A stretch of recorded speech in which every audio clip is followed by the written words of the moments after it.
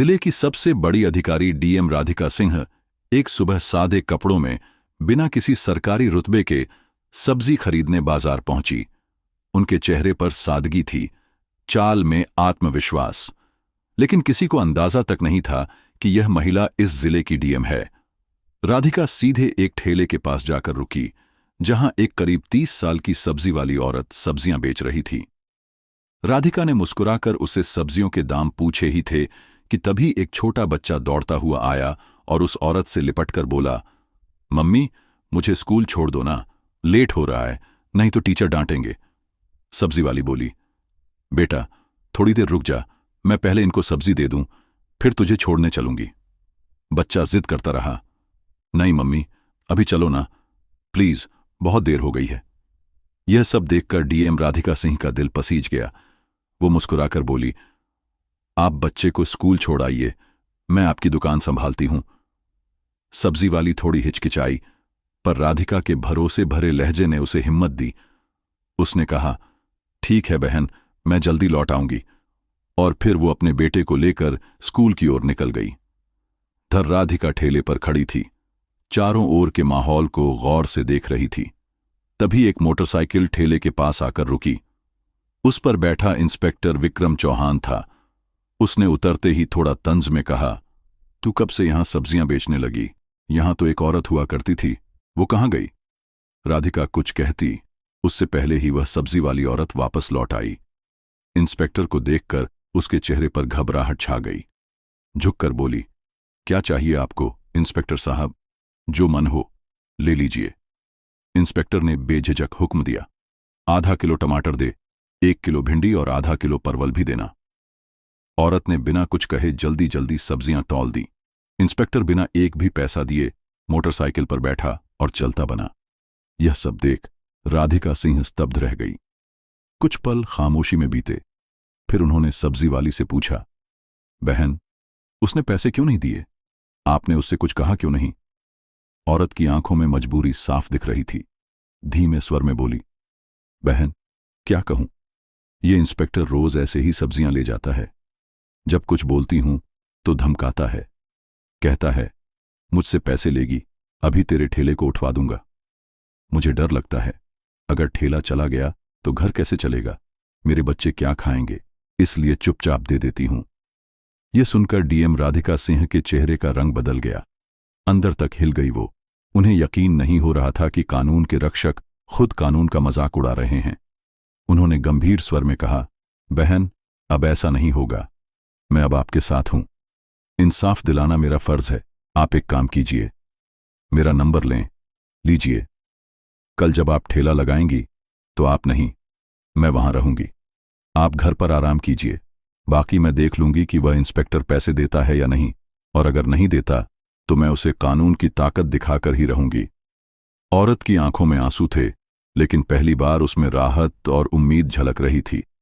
अगली सुबह राधिका सिंह ने एक गांव की औरत का भेष बनाया। ना कोई मेकअप, ना कोई पहचान। साधारण साड़ी पहने, सिर पर पल्लू रखे वो ठेले पर आ खड़ी हुई। ठेले पर ढेर सारी सब्जियां सजाई गईं, सब कुछ तैयार था। कुछ ही देर में वही इंस्पेक्टर विक्रम चौहान अपनी मोटरसाइकिल पर वहां पहुंचा। उसने अपनी मोटरसाइकिल ठेले के पास लगाई और घूरते हुए बोला, क्या बात है, आज फिर तुम यहां? वैसे तुम उसकी क्या लगती हो? कल भी तुम यहीं थी और आज भी। राधिका सिंह, जो अब भी गांव की एक आम महिला के रूप में खड़ी थी, धीरे से बोली, मैं उसकी बहन हूं, इसलिए आज उसकी जगह ठेला संभाल रही हूं।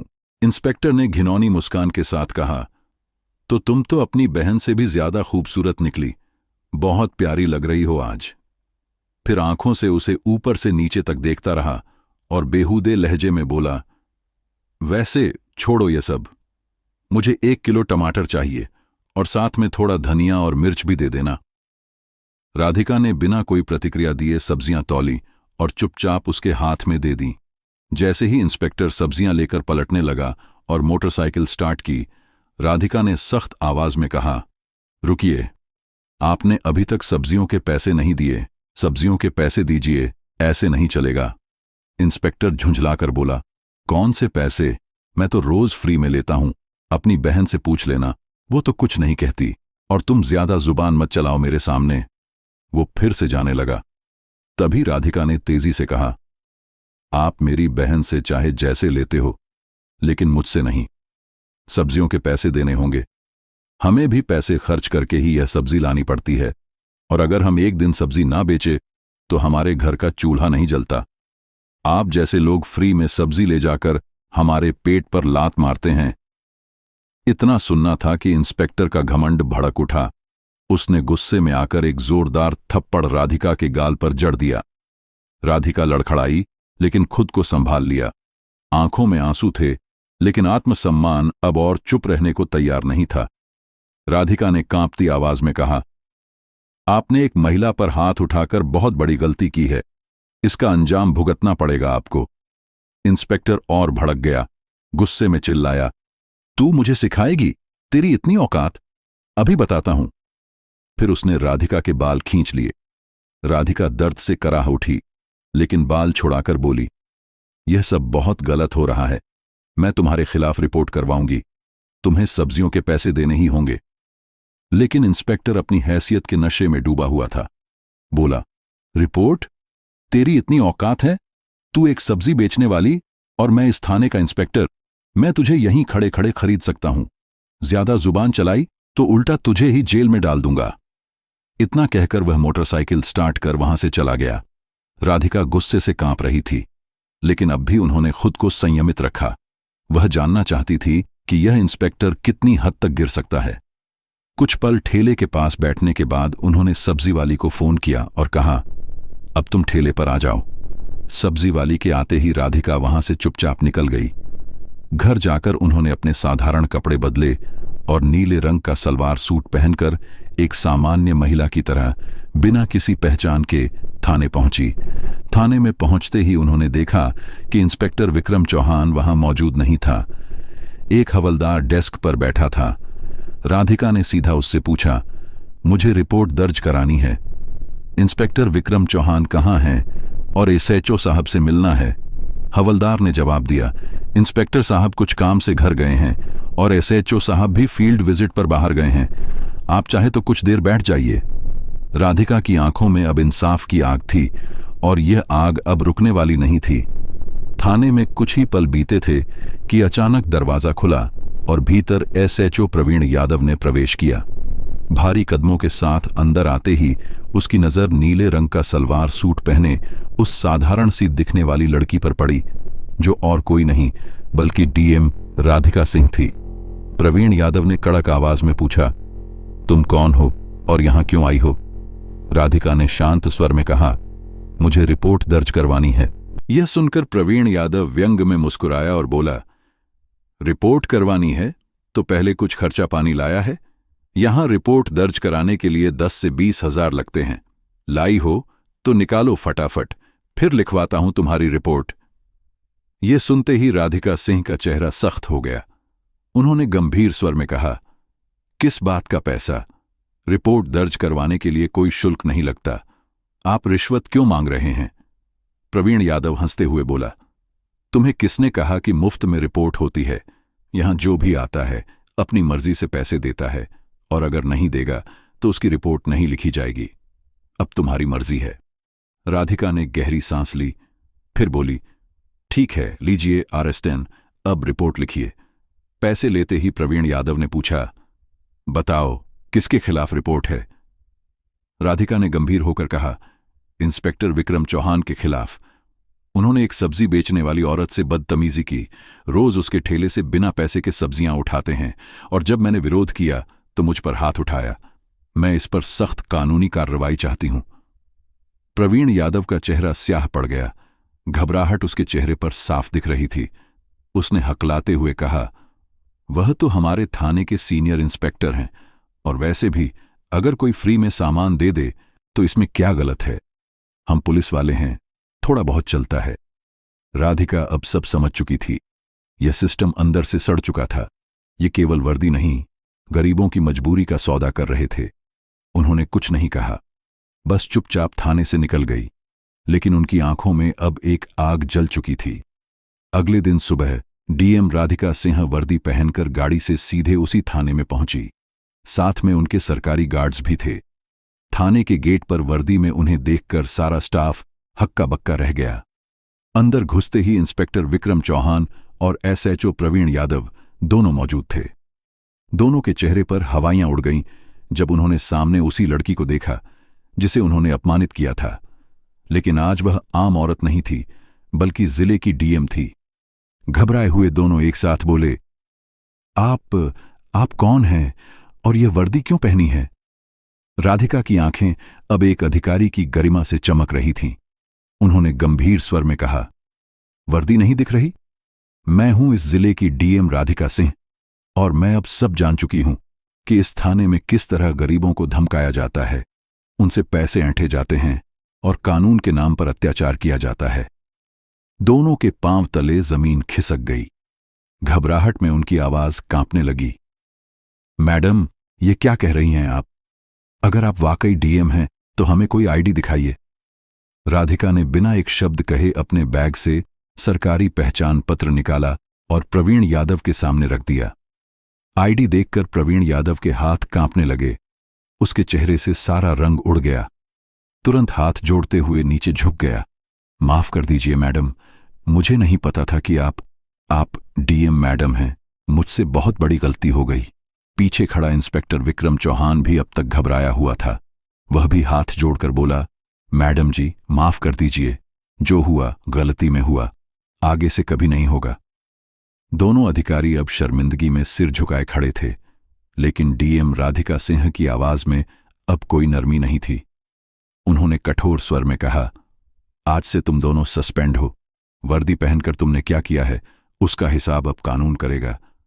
इस जिले में अब गरीबों का अपमान नहीं होगा, ना ही वर्दी की आड़ में लूटपाट। फिर उन्होंने पीछे खड़े स्टाफ को निर्देश दिया, इन दोनों को तत्काल प्रभाव से निलंबित किया जाए और इनके खिलाफ विभागीय जांच शुरू हो। पूरा थाना अब खामोश था। डीएम राधिका सिंह ने एक बार फिर साबित कर दिया था कि वर्दी सिर्फ ताकत नहीं, जिम्मेदारी का प्रतीक होती है। राधिका सिंह ने कड़े स्वर में दोनों अफसरों की ओर देखा और बोली, तुम दोनों माफी के लायक नहीं हो। आज जो तुमने किया है वो एक अधिकारी नहीं, एक अपराधी करता है। अगर मैं तुम्हें माफ कर दूंगी तो तुम फिर वही हरकतें करोगे, फिर किसी गरीब को कुचलोगे, फिर किसी मासूम की आवाज दबाओगे। इतना कहकर वह आगे बढ़ने लगी, लेकिन तभी इंस्पेक्टर विक्रम चौहान और एसएचओ प्रवीण यादव दोनों उनके पैरों में गिर गए। आंखों में पश्चाताप और चेहरे पर शर्म साफ झलक रही थी। मैडम, आप बिल्कुल सही कह रही हैं, हम वाकई माफी के लायक नहीं, प्रवीण यादव बोला। लेकिन एक आखिरी मौका दीजिए, हम सच में बदल जाएंगे। आज के बाद किसी गरीब को नहीं सताएंगे, किसी से फालतू पैसे नहीं लेंगे और हर फरियादी की इज्जत करेंगे। विक्रम चौहान ने भी सिर झुकाकर कहा, हमें माफ कर दीजिए मैडम। वादा करते हैं कि दोबारा ऐसी गलती नहीं होगी, और अगर हो भी गई तो आप हमें सस्पेंड नहीं, सीधे जेल भेज देना। राधिका सिंह कुछ देर चुप रही। उनकी आंखें दोनों की नम आंखों और डरे हुए चेहरे पर टिक गईं। फिर उन्होंने गहरी सांस ली और गंभीर स्वर में बोली, ठीक है, मैं तुम्हें माफ कर रही हूं, लेकिन यह आखिरी मौका है। अगली बार अगर किसी भी गरीब की आवाज मुझ तक पहुंची, अगर फिर किसी ने कहा कि थाने में अन्याय हुआ है, तो मैं तुम दोनों को सिर्फ सस्पेंड नहीं, सलाखों के पीछे डालूंगी, और इस बार कोई माफी नहीं होगी। दोनों अफसरों ने सिर झुका लिया। उनका आत्मसम्मान चूर चूर हो चुका था, लेकिन अब उनमें सुधार की एक सच्ची झलक थी। राधिका सिंह ने थाने से बाहर निकलते वक्त एक नजर पूरे स्टाफ पर डाली और बोली, पुलिस की वर्दी डराने के लिए नहीं, भरोसा देने के लिए होती है। इस वर्दी की इज्जत तभी होगी जब इसे पहनने वाले खुद इज्जत देना सीखेंगे। राधिका सिंह के थाने से निकलते ही वहां सन्नाटा छा गया। पूरा स्टाफ उनके शब्दों की गहराई को महसूस कर रहा था। उनके कड़े तेवर और साफ लहजे ने हर किसी के मन में एक डर के साथ साथ बदलाव की ललक जगा दी थी। लेकिन डीएम राधिका सिंह का मिशन अभी खत्म नहीं हुआ था। वह जानती थीं कि एक थाने को सुधारना काफी नहीं है, पूरे जिले में फैली इस भ्रष्ट व्यवस्था की जड़ें और गहरी थीं। उन्होंने मन ही मन ठान लिया कि अब वह हर उस कोने तक जाएंगी जहां गरीबों की आवाज दबाई जाती है। अगली सुबह राधिका फिर से सादे कपड़ों में, एक आम औरत के भेष में, जिले के एक अन्य बाजार पहुंची। इस बार वह मिर्जापुर के पुराने बस स्टैंड के पास बने सब्जी बाजार में गईं। वहां एक बुजुर्ग महिला, शायद 60 साल की, अपने ठेले पर बैठी थी। उसका चेहरा थकान और मजबूरी से भरा था। राधिका उसके पास रुकी और धीमे स्वर में बोली, माई, ये आलू कितने के हैं? बुजुर्ग महिला ने थकी आवाज में जवाब दिया, 5 रुपए किलो बेटी। राधिका ने कुछ सब्जियां चुनी और बातों बातों में पूछा, माई, आप अकेले ही यह ठेला चलाती हैं? कोई मदद करने वाला नहीं? महिला ने गहरी सांस ली और बोली, कौन मदद करेगा बेटी? मेरा बेटा शहर में मजदूरी करता है और बहू घर संभालती है। ये ठेला ही मेरा सहारा है। तभी एक जीप तेजी से ठेले के पास रुकी। उसमें से एक सिपाही उतरा, जिसके चेहरे पर रौब था। उसने बिना कुछ पूछे ठेले से 1 किलो प्याज और आधा किलो मिर्च उठा लिया। बुजुर्ग महिला ने कांपती आवाज में कहा, साहब, पैसे दे दीजिए। सिपाही ने हंसते हुए कहा, पैसे? तूने तो पहले कभी नहीं मांगे। चुपचाप दे दे, नहीं तो तेरा ठेला यहां से हटवा दूंगा। यह सुनकर राधिका का खून खौल उठा, लेकिन उन्होंने खुद को शांत रखा। वह देखना चाहती थीं कि यह सिपाही कितना नीचे गिर सकता है। राधिका ने बुजुर्ग महिला से कहा, माई, आप डरिए मत। मुझे अपना नंबर दीजिए, मैं कल फिर आऊंगी। आप बस मुझ पर भरोसा रखें। बुजुर्ग महिला ने हिचकते हुए अपना नंबर दिया। राधिका ने उसे भरोसा दिलाया, कल आप ठेले पर मत आना, मैं आपकी जगह देखूंगी। अगले दिन राधिका फिर सादे कपड़ों में, सिर पर पल्लू डाले, उसी ठेले पर खड़ी थीं। तभी वही सिपाही अपनी जीप लेकर आया। उसने राधिका को देखकर तंज कसा, अरे तू कौन? वो बुढ़िया कहाँ गई? राधिका ने शांत स्वर में कहा, मैं उसकी बेटी हूं, आज मैं ठेला संभाल रही हूं। सिपाही ने हंसते हुए कहा, अच्छा, तो तू नई नई आई है। चल, 1 किलो टमाटर और आधा किलो बैंगन दे। राधिका ने सब्जियां तौल कर दी और सख्त आवाज में कहा, पैसे दीजिए। सिपाही भड़क गया, पैसे? तू नई है इसलिए बता रहा हूं, हम पुलिस वाले फ्री में लेते हैं। ज्यादा बोली तो ठेला उठवा दूंगा। राधिका ने बिना डरे कहा, आप फ्री में कुछ नहीं ले सकते, ये मेहनत की कमाई है, पैसे दीजिए, नहीं तो मैं थाने में शिकायत करूंगी। सिपाही ने गुस्से में राधिका की कलाई पकड़ ली और धमकाया, शिकायत? तू मुझे धमकाएगी? अभी तुझे सबक सिखाता हूं। राधिका ने अपनी कलाई छुड़ाई और तेज आवाज में कहा, आपने एक औरत पर हाथ उठाने की हिम्मत की, अब इसका हिसाब होगा। सिपाही हंसते हुए चला गया, लेकिन राधिका का इरादा पक्का था। वह तुरंत थाने पहुंची, इस बार नीले सलवार सूट में, बिना किसी सरकारी रुतबे के। थाने में सिपाही मौजूद था और वहां एसएचओ प्रवीण यादव भी बैठा था। राधिका ने कहा, मुझे शिकायत दर्ज करानी है। प्रवीण यादव ने व्यंग भरी मुस्कान के साथ कहा, शिकायत? पहले खर्चा पानी लाओ। राधिका ने गंभीर स्वर में कहा, रिश्वत मांगना गैर कानूनी है, मेरी शिकायत लिखिए। प्रवीण यादव ने हंसते हुए कहा, बिना पैसे के कुछ नहीं होता। राधिका ने गहरी सांस ली और बोली, ठीक है, लीजिए आर्चदेस, अब शिकायत लिखिए। पैसे लेते ही प्रवीण यादव ने पूछा, किसके खिलाफ? राधिका ने कहा, आपके सिपाही के खिलाफ, जो बाजार में ठेले वालों को धमकाता है और फ्री में सब्जियां ले जाता है। प्रवीण यादव का चेहरा लाल हो गया। उसने कहा, वो तो हमारा आदमी है, थोड़ा बहुत तो चलता है। राधिका अब और चुप नहीं रह सकती थीं। वह समझ चुकी थीं कि यह थाना सुधरने वाला नहीं। उन्होंने चुपचाप थाने से निकलने का फैसला किया, लेकिन उनकी आंखों में अब और तेज आग थी। अगले दिन वह अपनी वर्दी में सरकारी गार्ड्स के साथ थाने पहुंची। स्टाफ ने उन्हें देखकर सलाम ठोका, लेकिन प्रवीण यादव और सिपाही के चेहरों पर खौफ था। राधिका ने कड़क आवाज में कहा, मैं डीएम राधिका सिंह हूं, तुम लोग कानून का मजाक उड़ा रहे हो, आज से यह सब बंद। सिपाही और प्रवीण यादव ने माफी मांगी, लेकिन राधिका ने कहा, माफी से काम नहीं चलेगा, तुम्हें कानून का पाठ पढ़ाना होगा। उन्होंने स्टाफ को आदेश दिया, इन दोनों के खिलाफ जांच शुरू करो। थाना खामोश था। राधिका ने एक बार फिर साबित किया कि वर्दी जिम्मेदारी का प्रतीक है। राधिका ने प्रवीण यादव और सिपाही की ओर देखा और बोली, तुम लोग माफी के लायक नहीं, तुमने गरीबों का शोषण किया, उनकी मजबूरी का फायदा उठाया। अगर मैं तुम्हें माफ कर दूं तो तुम फिर वही करोगे। इतना कहकर वह आगे बढ़ने लगी। तभी प्रवीण यादव और सिपाही उनके पैरों में गिर पड़े। मैडम, एक मौका दीजिए, प्रवीण यादव ने कहा। हम सुधर जाएंगे। सिपाही ने भी गिड़गिड़ाया। मैडम, हमसे गलती हुई, अब ऐसा नहीं होगा। राधिका कुछ देर चुप रहीं, फिर बोली, यह तुम्हारा आखिरी मौका है। अगर फिर कोई शिकायत आई तो सलाखों के पीछे जाओगे। राधिका सिंह के शब्द निगम कार्यालय में गूंज रहे थे। कर्मचारी और सीनियर अधिकारी के चेहरों पर शर्मिंदगी और डर साफ दिख रहा था। राधिका की आंखों में इंसाफ की आग अब भी जल रही थी, लेकिन अब वह आग बदलाव की उम्मीद में तब्दील हो रही थी। उन्होंने कार्यालय के स्टाफ को सख्त हिदायत दी और वहां से निकल गईं। मिर्जापुर के रेलवे रोड हाट बाजार में उस युवा लड़की की मजबूरी और बुजुर्ग महिला की बेबसी उनके मन में गहरे तक उतर चुकी थी। राधिका जानती थीं कि असली बदलाव तब आएगा जब सिस्टम के हर कोने में सुधार की लहर दौड़े।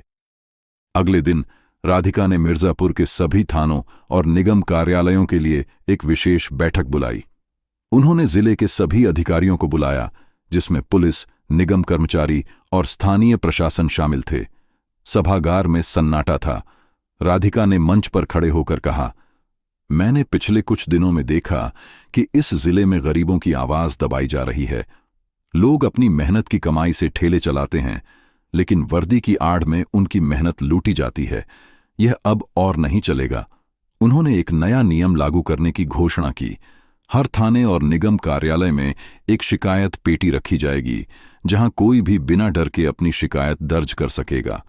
साथ ही उन्होंने एक हेल्पलाइन नंबर शुरू किया, जिस पर गरीब और मजबूर लोग सीधे डीएम कार्यालय से संपर्क कर सकेंगे। राधिका ने सख्त लहजे में कहा, अगर मुझे एक भी शिकायत मिली कि किसी ने रिश्वत मांगी या किसी गरीब को धमकाया, तो वह सीधे सलाखों के पीछे जाएगा। उस दिन के बाद मिर्जापुर में बदलाव की लहर दौड़ पड़ी। राधिका ने हर हफ्ते बाजारों का दौरा शुरू किया, सादे कपड़ों में, ताकि वह लोगों की सच्ची समस्याएं जान सकें। धीरे धीरे पुलिस और निगम कर्मचारियों का रवैया बदलने लगा। इंस्पेक्टर विक्रम चौहान और एसएचओ प्रवीण यादव, जिन्हें माफी मिली थी, अब हर फरियादी की बात ध्यान से सुनते। वे बाजारों में जाकर ठेले वालों की मदद करने लगे। निगम कर्मचारी, जो पहले फ्री में सामान लेते थे, अब पैसे देकर खरीदारी करते। उस युवा लड़की, जो रेलवे रोड पर फल बेचती थी, ने एक दिन राधिका को फोन किया। उसकी आवाज में खुशी थी। दीदी, अब कोई हमें धमकाता नहीं। पुलिस और निगम वाले अब हमारी मदद करते हैं। मेरे पापा के इलाज के लिए थाने से कुछ पैसे भी इकट्ठा करके दिए गए। राधिका की आंखें नम हो गईं। उन्होंने उस बुजुर्ग महिला से भी मुलाकात की, जो पुराने बस स्टैंड पर सब्जी बेचती थी। वह बोली, बेटी, तुमने मेरे ठेले को नया जीवन दिया। अब मैं बिना डर के काम करती हूं। राधिका का मिशन अब पूरा हो चुका था। मिर्जापुर का हर बाजार, हर गली और हर थाना बदल चुका था। पुलिस की वर्दी अब डर का नहीं, भरोसे का प्रतीक बन गई थी। लोग अब थानों में बिना डर के अपनी शिकायतें लेकर जाते। रिश्वत का नामो निशान मिट चुका था। राधिका ने अपने कार्यकाल में न केवल गरीबों की आवाज को सुना, बल्कि उसे सिस्टम का हिस्सा बना दिया। एक दिन राधिका फिर उस हाट बाजार में गईं, जहां वह पहली बार सब्जी वाली के ठेले पर खड़ी हुई थीं। वहां अब हंसी खुशी का माहौल था। ठेले वाले बिना डर के अपनी मेहनत की कमाई कमा रहे थे। राधिका ने एक सेब उठाया और उस युवा लड़की से कहा, बेटी, इसे मेरे लिए रखना, मैं फिर आऊंगी। लड़की ने मुस्कुराते हुए कहा, दीदी, आपने हमें जीने का हक दिया। ये सेब तोहफा है। राधिका ने वह सेब लिया और मन ही मन सोचा, वर्दी की ताकत तभी है जब वह कमजोरों की ढाल बने। मिर्जापुर अब बदल चुका था और राधिका सिंह का नाम हर गरीब की जुबान पर था। उनकी हिम्मत और ईमानदारी ने साबित कर दिया कि एक व्यक्ति अगर ठान ले तो पूरा सिस्टम बदल सकता है।